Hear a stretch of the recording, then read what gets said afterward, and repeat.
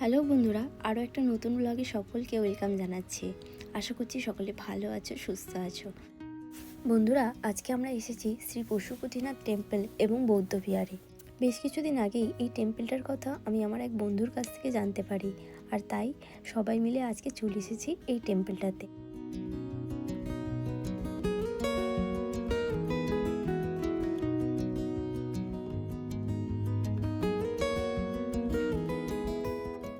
আর আমরা এখানে সন্ধ্যের টাইমে এসেছিলাম, তার কারণ আমাদের ইচ্ছাই ছিল যে এখানে সন্ধ্যারতিটা যাতে আমরা দেখতে পারি।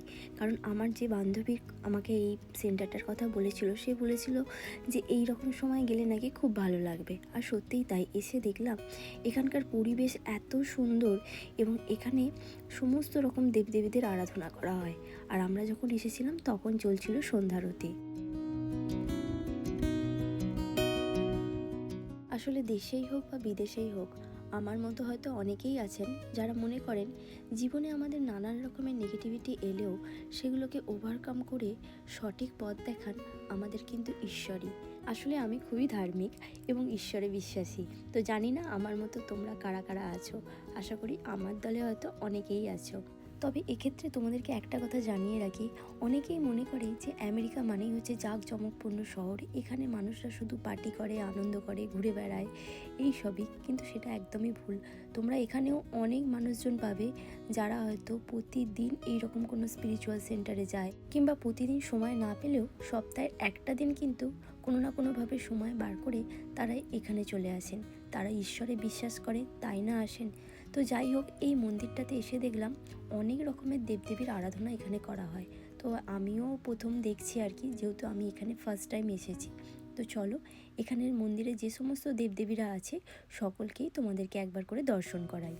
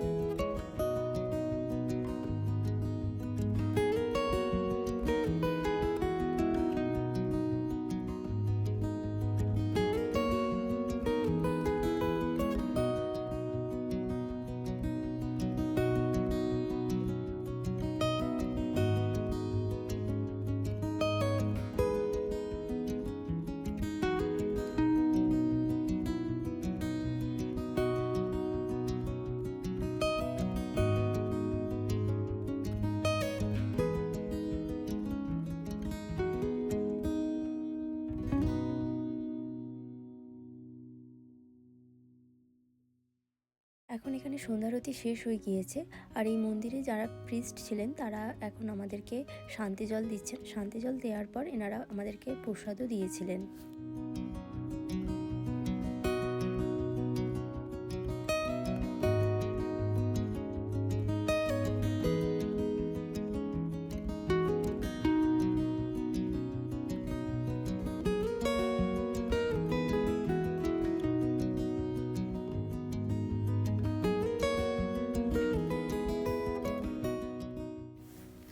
ও বন্ধুরা, তোমরা যারা ডালাস এরিয়া বা ডিএফডব্লিউ এরিয়ার আশেপাশে থাকো তারা কিন্তু চাইলেই সময় করে এই মন্দিরটাতে চলে যেতে পারো। এখানকার ভিতরের পরিবেশটাও যতটা সুন্দর, বাইরের প্রাকৃতিক পরিবেশটাও কিন্তু ভীষণ সুন্দর। আশা করছি তোমাদের ভালো লাগবে।